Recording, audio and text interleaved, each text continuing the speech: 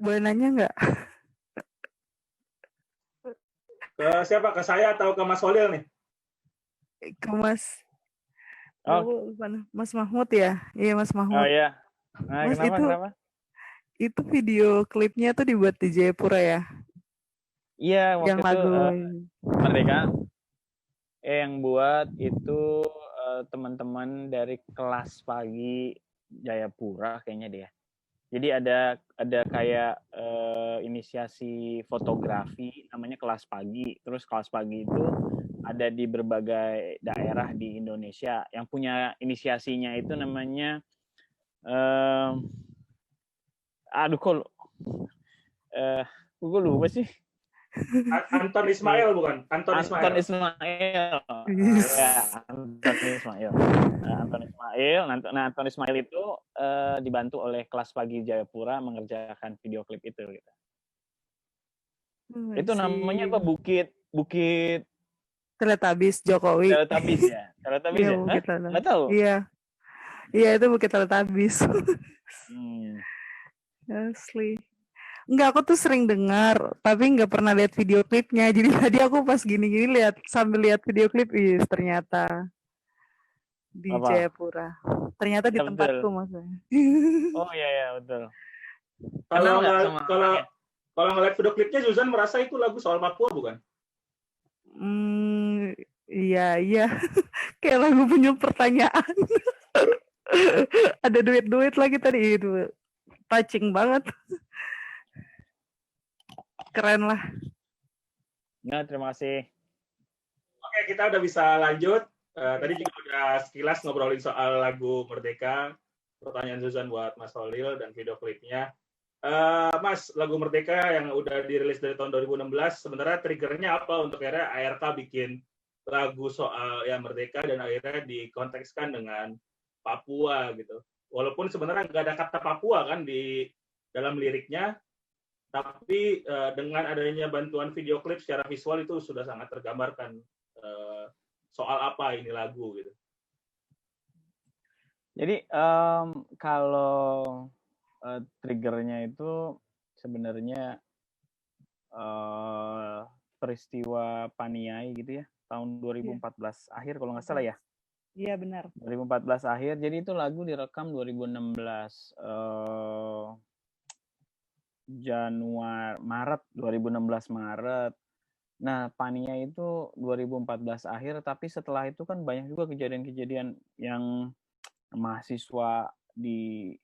ada mahasiswa protes terus diinjak-injak itu ada fotonya yang legendaris banget.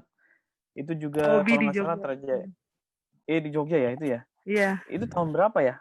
2016. Bulan 2016 Juli. ya itu. Iya. Nah ya, itu 2016 bulan Juli berarti sesudahnya. Tapi kira-kira saya berpikir setelah Pania itu saya berpikir sangat apa yang dilakukan Indonesia ke orang-orang Papua tuh udah kelewatan gitu ya. Sangat-sangat kelewatan, apalagi sejarahnya itu misalnya gitu, kalau dari Indonesia dulu di zaman Orde Baru ada operasi militer gitu, yang satu di daerah operasi militer, yang satu di Aceh dan satu lagi di Papua, di mana yang Aceh ini sudah mulai menemukan jalan tengah dan sekarang situasinya lebih bisa dibilang lebih aman. Yang di Papua ini nggak pernah selesai gitu, dan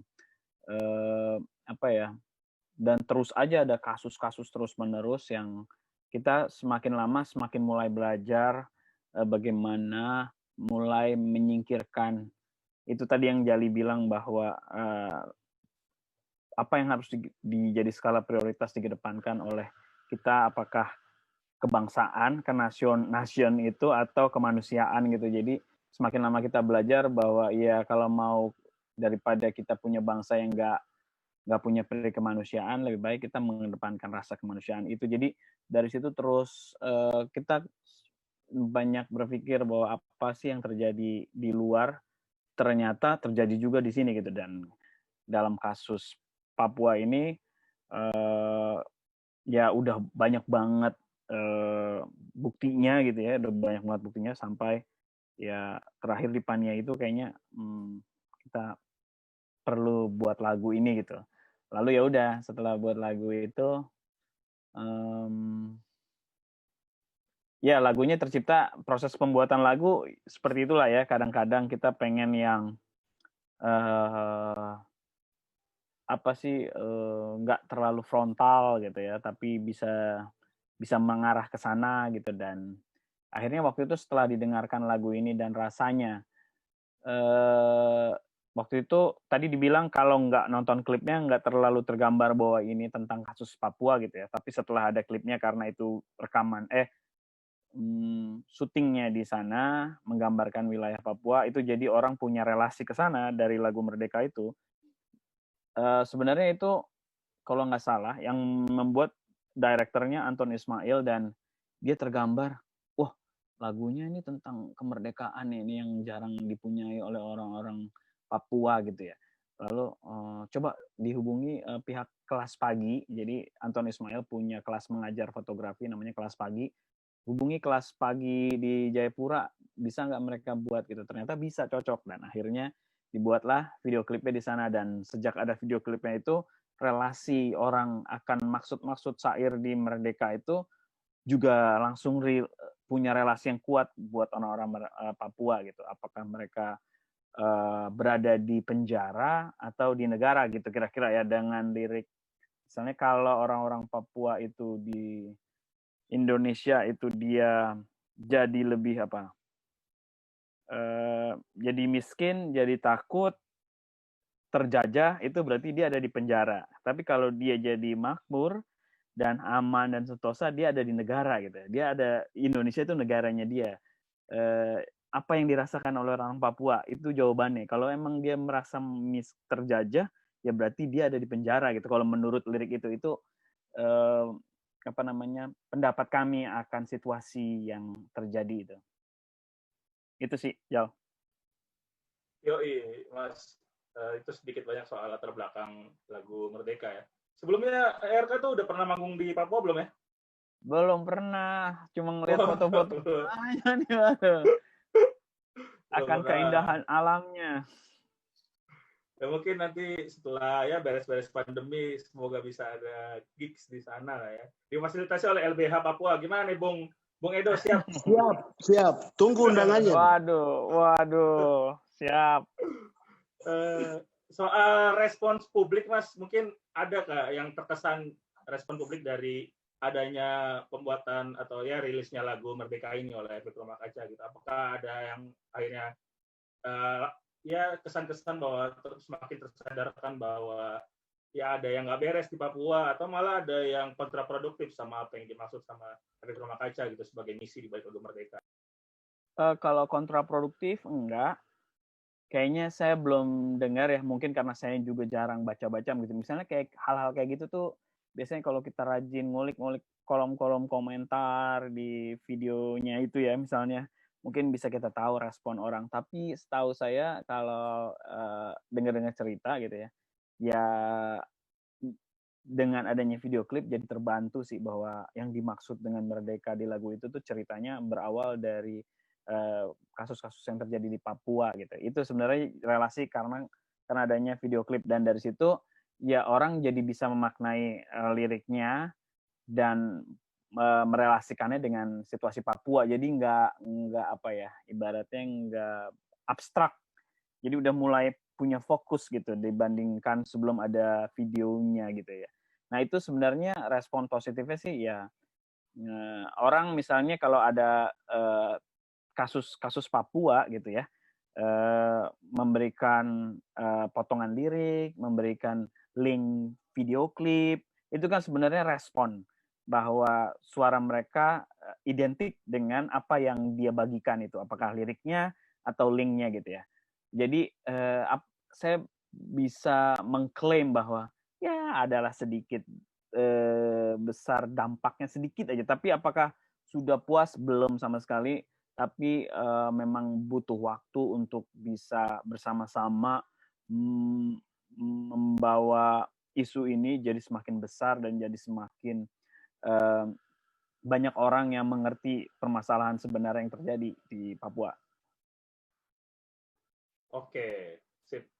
Mungkin satu hal lagi soal lagu Merdeka, angle yang mungkin akhirnya saya dapat setelah berkali-kali dengar lagu Merdeka itu kayak perasaan statement dari ya Mas Holil atau mungkin merasa atau Mas Adrian ya yang mungkin nulis lirik bareng merasa merepresentasikan bahwa orang-orang Papua nih ingin men-state bahwa ya dirinya adalah orang yang merdeka juga gitu, bahwa semua hal yang sudah dikaruniai oleh Tuhan, hak-hak kebebasan, kemerdekaan dan sebagainya itu harus tetap ada gitu, gimana pun konteks ya, dia hidup di negara atau seperti apa gitu. Apakah emang itu ciri atau ya pesan utama? Karena kan ada kalimat yang berkali-kali diulang ya, ada kami adalah orang yang merdeka gitu, sebagaimana tema diskusi kita malam ini juga gitu.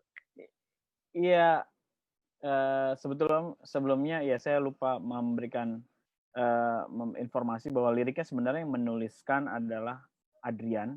Jadi waktu itu kita cuma saya mendiskusikan bersama Akbar dan kalau nggak salah udah ada Poppy deh dengan Adrian untuk bagaimana lagu ini mau ditulis tentang apa gitu ya. Lalu saya berpikir soal peristiwa Papua dan Adrian menuliskannya dengan sangat baik menurut saya.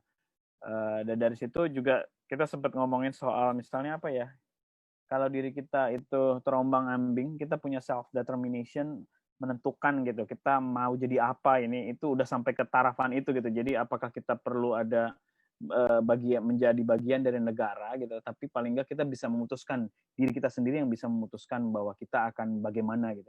Nah itu kemerdekaan itu yang dimaksud dalam lirik dalam refrain ya, kami adalah orang yang merdeka, maksudnya kita bisa memutuskan, determinasinya itu ada di tangan kita untuk memutuskan kita mau gimana gitu. Itu kalau nggak salah sesuai dengan covenant dari PBB soal self determination kalau nggak salah ya. Ya selain soal self determination ya soal perjuangan Papua, ini juga kayaknya lagu cocok untuk jadi anthemnya Anarko kayaknya ini ya Mas.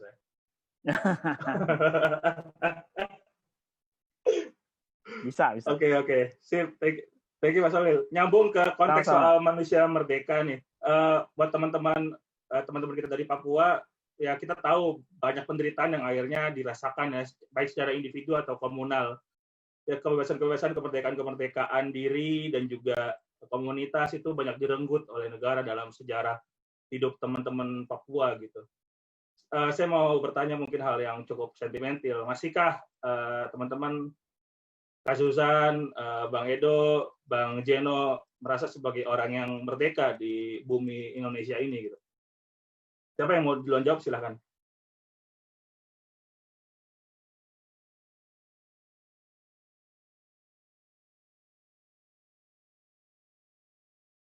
Bung Edo kayaknya udah mau siap jawab. Oh, Kak Suzan silakan.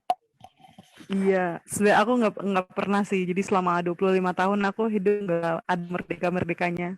Seperti itu sampai hari ini juga seperti kondisinya seperti yang tadi sudah dijelaskan oleh Bang Edo dan lain-lain, dan bahkan aku dan yang lain-lain, bahkan orang Indonesia pun yang mendukung perjuangan rakyat Papua seharusnya juga merasakan apa yang sama seperti aku, dan rakyat Indonesia yang lain juga tidak akan pernah merdeka dengan sistem ekonomi politik yang seperti ini.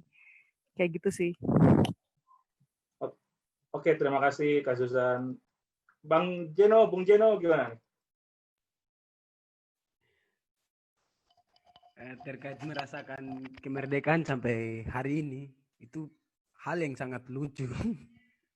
Karena sejak dilahirkan mama, sejak dilahirkan ibu saya secara individu sampai hari ini saya masih bingung definisi kata kemerdekaan dan merasakan kemerdekaan itu seperti apa.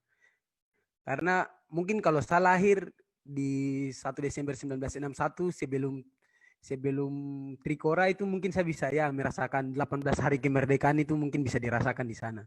Tapi kebetulan saya lahir di tahun 97, jadi sampai hari ini saya bingung kemerdekaan itu seperti apa, dan saya belum pernah merasakan kemerdekaan itu. Ada nanti ke depannya pasti kemerdekaan itu akan saya rasakan. Nah, itu juga bersama dengan rakyat Papua secara keseluruhan dan juga rakyat Indonesia. Hidup merdeka, bebas sebagai manusia yang merdeka. Kembali ke tema malam ini juga. Saya rasa begitu.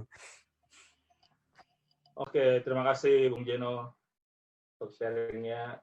Bung Edo, gimana? Berkutat dalam bantuan hukum struktural untuk warga-warga Papua, memperjuangkan kebebasan, kemerdekaan, dan sebagainya. Sudahkah Bung Edo merasa bahwa sebagai manusia merdeka di hari ini gitu, di Indonesia? Saya dampingi manusia-manusia yang tidak merdeka. Baik di Jogja dulu, saya temukan manusia-manusia yang hidup tidak merdeka, tanah mereka dirampas, kemudian mereka ada yang dibunuh, ada juga yang upah mereka tidak dikasih dengan baik, padahal mereka kerja 8 jam lebih. Bahkan ada juga yang masih ngemis. Kemudian kalau di Papua saya temukan dan dampingi banyak sekali korban-korban pelanggaran HAM, juga dampingi mereka yang ditangkap hanya karena mereka suarakan kebenaran, kemudian juga menyaksikan bagaimana penyalahgunaan senjata api itu terjadi di mana-mana, atau pembunuhan di luar hukum itu terjadi di mana-mana. Kemudian kerusakan lingkungan hidup yang itu rupanya disengaja dengan cara memberikan surat izin oleh pemerintah, baik pusat maupun provinsi dan kabupaten. Itu saya saksikan dan juga saya alami karena saya dampingi mereka. Nah, saya dampingi orang yang tidak merdeka. Kemudian kalau seandainya saya menganggap saya merdeka, itu saya pikir sangat tidak logis. Begitu.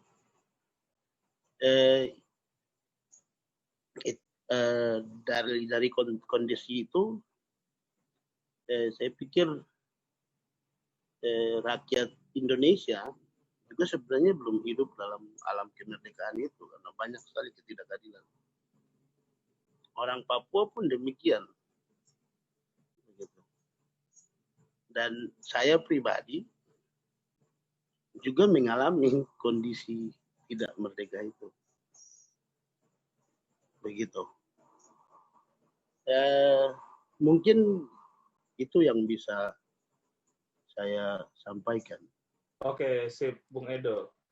Lanjut mungkin soal, ada bahasan lagi soal ini Bang, di Papua kan juga ya akhirnya ada aksi Kamisan kan juga untuk memperjuangkan penyelesaian kasus HAM berat ya. Di Papua juga sebagaimana tadi kita udah posting juga ada banyak pelanggaran HAM berat di sana kan, yang setelah tahun 99 adanya undang-undang HAM itu setidaknya ada tragedi Wasior, ada tragedi Wamena, ada juga tragedi Abekura dan juga tragedi Paniai serta Nduga gitu.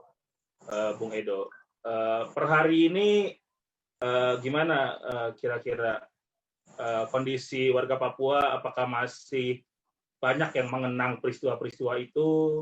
Segera bisa dijadikan momentum kampanye penyelesaian kasusnya atau seperti apa? Walaupun saya yakin memang terlepas dari hari-hari menyeramkan di momen-momen itu, setiap hari di Papua rasanya juga per hari ini udah sangat menyeramkan ya. Ada banyak extrajudicial killing dan sebagainya gitu-gitu yang teman-teman Papua harus alami. Gimana nih, Bung Edo? Oke. Terima kasih. Saya pikir aksi Kamisan yang dilakukan oleh kawan-kawan di Jakarta dan juga di daerah lain ini menjadi sebuah gerakan yang bisa membuat kita mengenang akan sekian ribu kasus pelanggaran HAM di manapun terjadi. Saya pikir aksi ini sangat baik untuk kemudian dikembangkan di daerah lain, lebih khususnya di Papua. Dari pengalaman yang saya lihat, yang awalnya dimulai oleh Pak Philip Karma, itu kalau tidak salah ada sekitar dua kali mereka mulai lakukan aksi Kamisan, tapi sayangnya 2 kali tersebut dibatasi oleh pihak keamanan setempat. Begitu. Nah, satu yang saya temukan sebelum aksi Kamisan itu yang dilakukan oleh rekan-rekan SOS ya, solidaritas organisasi sipil yang mereka itu bentuk koalisi itu di tepat hari peringatan Wasyur, pelanggaran HAM di Wasyur. Ada sekitar beberapa kali mereka kampanyekan memperingati, mengenang pelanggaran HAM Wasyur. Kalau tidak salah sudah sekitar 3 tahun berjalan, pas di tanggal 13 Juni ini, tapi di tahun yang lalu mereka rayakan. Nah, saya pikir itu menjadi satu gerakan awal untuk kemudian mengenang kembali peristiwa pelanggaran HAM yang mirip seperti Kamisan, namun kemasannya yang berbeda. Itulah saya sangat sepakat untuk kemudian terus melakukan itu, karena saya melihat dari setiap tahun ke tahun itu kan pelanggaran HAM bukannya makin menurun tapi makin bertambah begitu. Saya cuma sayangkan kalau seandainya tidak ada gerakan seperti itu, nanti anak-anak kita atau mungkin ya anak-anak kita itu tidak akan tahu tentang adanya fakta pelanggaran HAM yang pernah terjadi. Sementara kalau kita lihat dalam secara politik di negara ini kan belum punya kemauan politik untuk kemudian mengadili para pelaku pelanggaran HAM. Kita tahu bahwa dari sekian banyak kasus pelanggaran HAM yang sudah diinvestigasi dan disimpulkan oleh Komnas HAM, itu baru 3 kasus yang diperiksa. Ada kasus Santa Cruz Timur Leste, Tanjung Priuk, dan juga Abi Berdarah. Yang sangat memprihatinkan adalah dalam proses hukumnya ketiga-tiganya itu tidak terbukti ada pelanggaran HAM. Ini kan sudah menunjukkan bahwa lemahnya pengadilan HAM atau lemahnya Undang-Undang Nomor 26 tahun 2000 tentang pengadilan HAM di Indonesia. Dengan demikian gerakan-gerakan itu dalam konteks memperingati atau mengenang ataupun mengangkat kembali kasus-kasus pelanggaran HAM ini sangat baik. Tujuannya adalah menyampaikan kepada negara bahwa ini adalah ada sekian banyak bau busuk pelanggaran HAM. Mau sampai kapan bau busuk ini terus dipelihara? Kalau bisa ya dibersihkan bau busuknya. Atau kalau tidak mampu ya berikan saja kepada mahkamah internasional untuk memproses.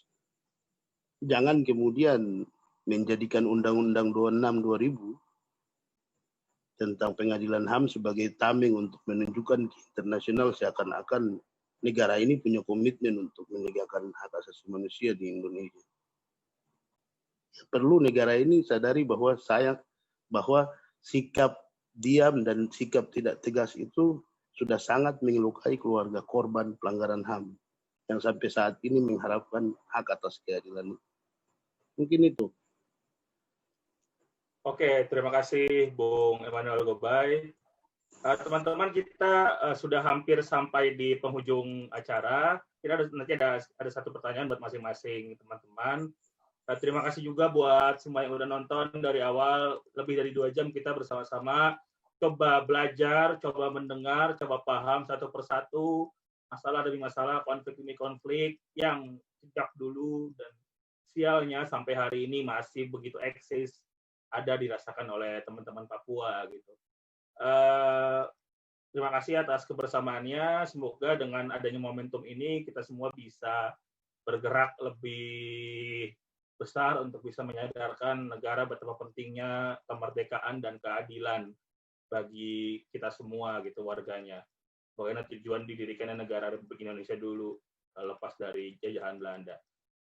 Oke, kita sampai di pertanyaan terakhir, mungkin soal solidaritas warga terhadap apa yang diperjuangkan dan apa yang dirasakan oleh warga Papua gitu. Saya ingin dengar dari semua narasumber bagaimana harapan teman-teman terhadap ya mungkin yang lagi dengerin sekarang atau dengerin nanti atau publik secara umum terkait kondisi yang ada di Papua gitu, maraknya kekerasan, rasialisme, diskriminasi, eksploitasi sumber daya alam dan sebagainya gitu.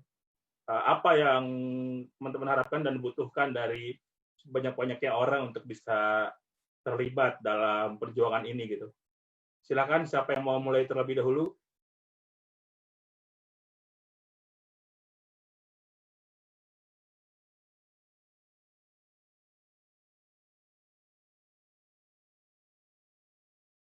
Ini masih malu-malu semuanya kayaknya untuk memulai terlebih dahulu. Silakan sampaikan harapan bagi publik untuk bisa terlibat dalam gerakan atau perjuangan ini. Mungkin dari Kak Susan kali ya. Baik, terima kasih. Kalau dari aku pribadi, publik atau rakyat Indonesia, rakyat Papua maupun rakyat di seluruh dunia itu harus mulai sadar bahwa rasisme itu adalah kulit dari masalah yang menumpuk selama ini. Ada masalah yang lebih besar lagi yang tadi juga sudah dijelaskan, selain sejarah berdarah-darah, juga eksploitasi sumber daya alam dan manusia, dan juga kita juga sudah harus bisa memetakan penguasa dan rakyat dan bagaimana kepentingannya untuk di kepentingannya untuk eksploitasi seperti itu. Dan aku juga yakin ketika kita rakyat bersatu, dalam tanda kutip kita bersama-sama bersolidaritas satu sama lain, rakyat Indonesia maupun rakyat Papua, kita lebih kuat untuk sama-sama membentuk alternatif kehidupan yang lebih baik, sama-sama merdeka, ini untuk kepentingan rakyat. Tapi mohon maaf, tidak untuk penguasa, karena sudah jelas-jelas penguasa akan memanfaatkan kita semua, dan merekalah justru pelaku rasisme, dan mereka juga justru pembunuh, dan mereka juga, ini untuk penguasa, merekalah yang ada di balik skenario konflik horizontal antar rakyat, kayak gitu. Dan saya berharap bahwa rakyat Indonesia sudah mulai menyadari bahwa ada praktik kolonialisme di Papua dan praktik-praktik militerisme terus-menerus di Papua, serta yang sama-sama kita rasakan yaitu eksploitasi dari imperialisme. Mungkin itu saja, terima kasih. Mohon maaf apabila kata yang salah. Makasih ya kawan ya. Oke, terima kasih Kak Susan atas harapan dan sharing-sharingnya selama diskusi kali ini. Berikutnya Bung Jeno, silakan menyampaikan harapannya. Oke, baik, terima kasih banyak. Terkait persoalan rasisme, memang seperti tadi, selain sejarah panjang, terlebih khusus untuk Papua, sejarah panjang penindasan yang ada di atas tanah Papua, yang terjadi tidak hanya menjadi sejarah, tapi dia terus terjadi sampai hari ini. Kekerasan, rasisme, diskriminasi terhadap seluruh lini kehidupan. Dari situ kita bisa lihat bahwa di balik rasisme ini memang sengaja dipelihara. Rasisme memang sengaja dipelihara oleh para elit-elit, entah itu lokal, nasional maupun internasional, demi hanya kepentingan eksploitasi sumber daya alam yang ada di Papua. Nah, oleh karena itu kita bisa melawan rasisme ini dan melihat musuh sebenarnya di balik rasisme ini agar menyelesaikan persoalan itu.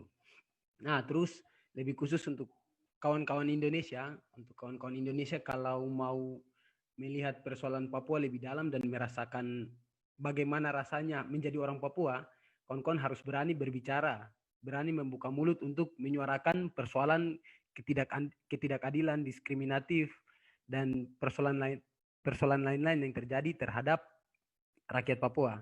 Nanti di sana ketika kawan-kawan mulai berbicara, kawan-kawan akan merasakan mulainya diintimidasi, mulai diteror dan lain sebagainya. Nah, itu baru seberapa dari ribuan pelanggaran, diskriminasi, dan lain sebagainya yang dirasakan oleh rakyat Papua. Jadi untuk kawan-kawan Indonesia kalau mau merasakan seberapa dalam rakyat Papua mengalami penindasan itu, cobalah buka mulut untuk berbicara terhadap persoalan-persoalan rakyat Papua. Karena kita sama-sama manusia. Nah, berbicara dengan latar belakang itu, kemanusiaan. Mungkin itu sih, Abang.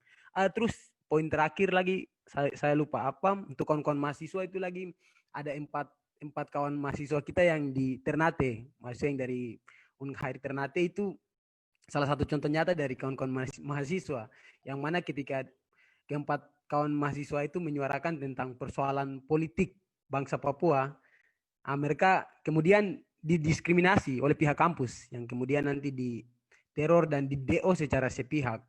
Nah, itu salah satu bukti nyata yang dialami oleh kawan-kawan mahasiswa di sana. Jadi kita akan terus tetap bersolidaritas. Saya rasa itu sih. Terima kasih. Mantap, terima kasih Bung Jeno. Ada tawaran dan tantangan bagi kita semua warga Indonesia yang punya rasa empati dan kemanusiaan untuk turut bersuara untuk melawan ketidakadilan dan penindasan yang terus dirasakan oleh warga Papua sampai hari ini gitu. Dan walaupun ada berbagai tantangan, ancaman, represivitas dan sebagainya, tenang aja, kita akan coba untuk hadapi ini bareng-bareng dan kita nggak sendirian gitu. Oke, kemudian Bung Edo dipersilakan menyampaikan harapan dan pandangan terkait solidaritas sesama warga.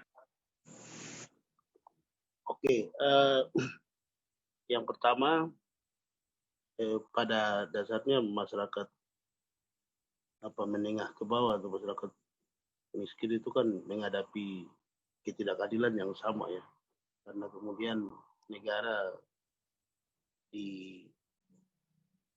dikendalikan oleh para birokrat yang pro kepada pemodal. Nah, dengan konteks itu kan jelas-jelas yang miskin semakin miskin, yang ditindas semakin ditindas. Dengan itu saya pikir ketidakadilan ini sangat merata di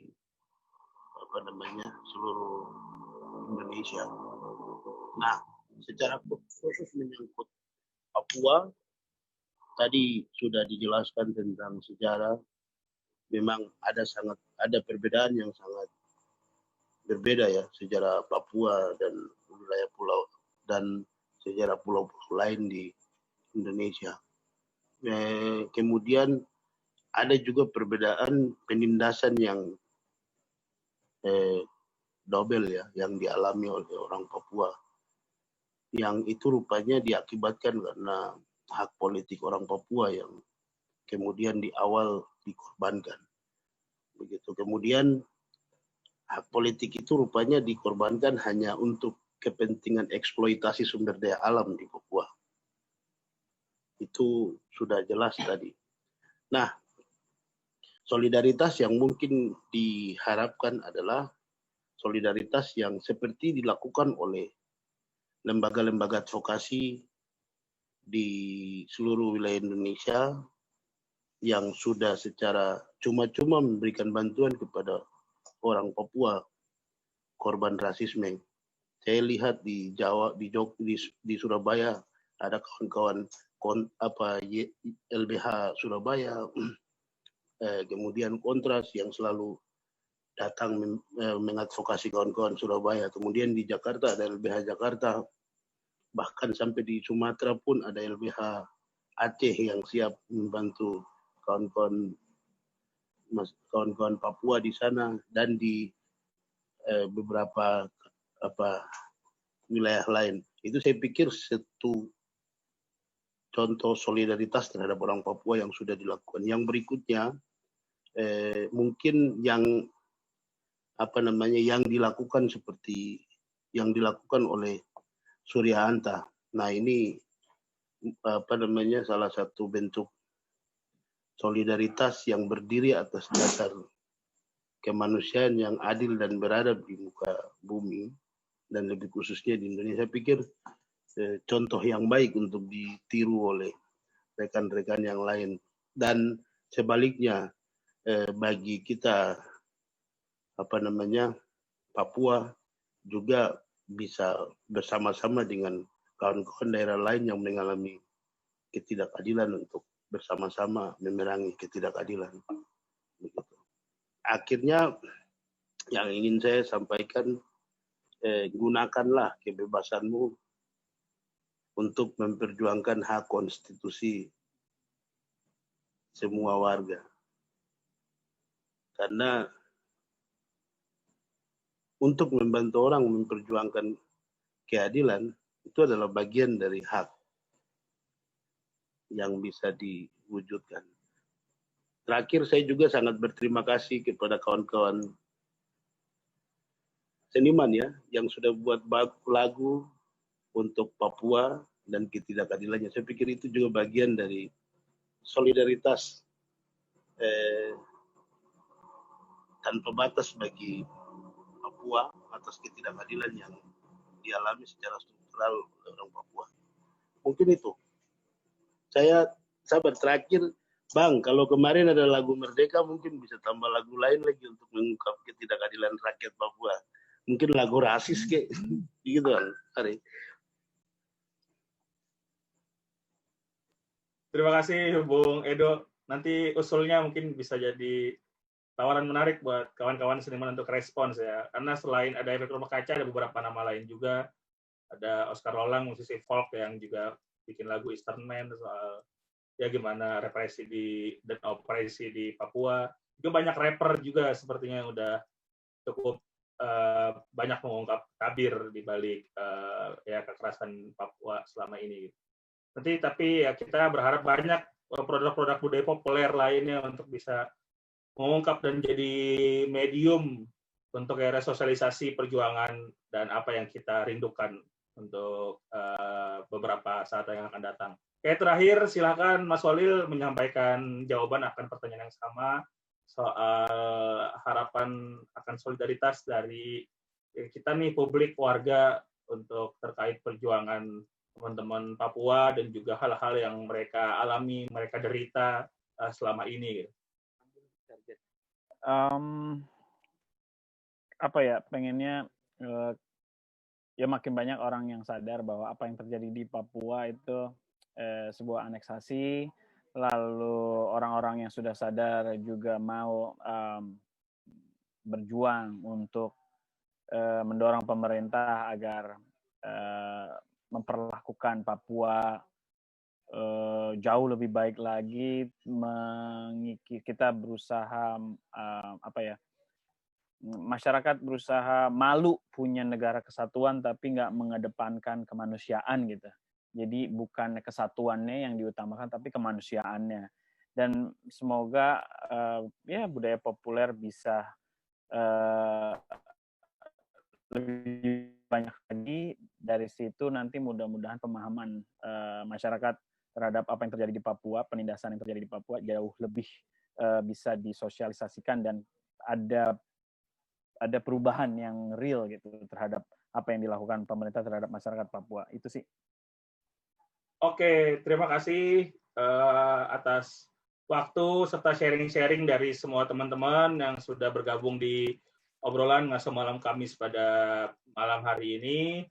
Terima kasih juga buat teman-teman semua yang udah menyaksikan, nonton. Lebih dari 2 jam kita bersama-sama membicarakan banyak hal soal Papua dan mengulang apa yang teman-teman narasumber tadi sampaikan bahwa penting untuk kita setelah sadar untuk turut bergabung dalam perjuangan ini, bersuara gitu. Bahkan tadi kalau kita ingat statement dari Lydia bahwa di konteks negara rasis, negara separah dan sefasis Indonesia hari ini, diam itu juga merupakan bentuk pengkhianatan gitu, bergabung dalam ketidakadilan dan sebagainya.